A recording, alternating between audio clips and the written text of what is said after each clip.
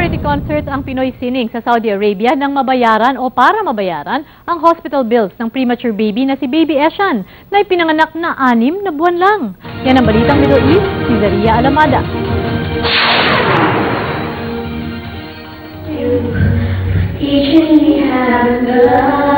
Humahataw sa tugtugan ng mga Pinoy talent sa Save Charity concert nila para kay Baby Eshan na ipinanganak ng 6 na buwan lamang. Sabi ng mag-asawang Dexter at Candy Mateo, hindi pa fully developed si Baby Eshan kaya't nasa neonatal intensive care unit pa rin siya. Premature din ang sanggol na ipinanganak ni Mrs. Moneva na nakasabay sa hospital ni Candy.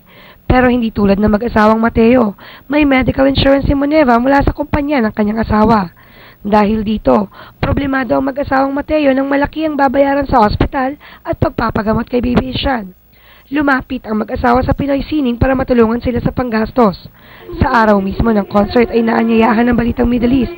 Hinanap namin ang mga magulang ng sanggol, subalit bumiyahe daw ang mag-asawa sa Dammam at nangangalap pa rin ng dagdag na tulong para mabayaran ang hospital bills.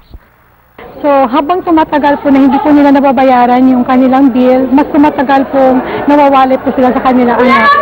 Nakalikom ng 5,000 Saudi Riyals o 57,500 pesos ang Pinoy Sining sa Save concert na iniabot nila sa magulang ni Baby Eshan. Pero hindi pa ito sapat. Sa mga gustong tumulong kay Baby Eshan Mateo, ang Pinoy Sining ay bukas para tanggapin ang inyong tulong.